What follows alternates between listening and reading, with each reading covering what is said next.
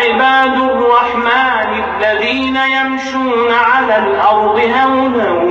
وإذا خاطبهم الجاهلون قالوا سلاما والذين يبيتون لربهم سجدا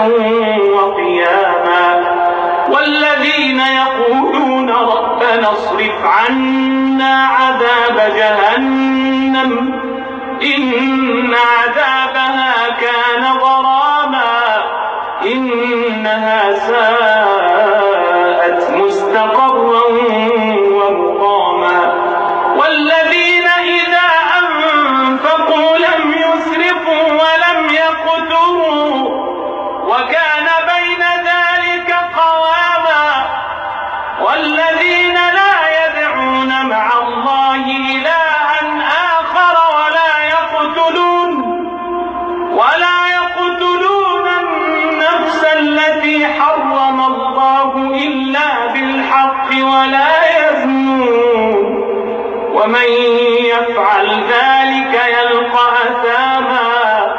يضاعف له العذاب يوم القيامة ويخلد فيه مهانا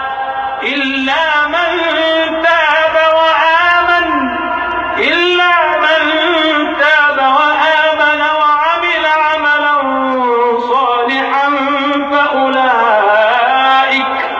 فأولئك يبدل الله سيئاتهم حسنات وكان الله غفورا رحيما ومن تاب وعمل صالحا فإنه يتوب إلى الله متابا ومن تاب وعمل صالحا فإنه يتوب إلى الله متابا والذين لا يشهدون الزور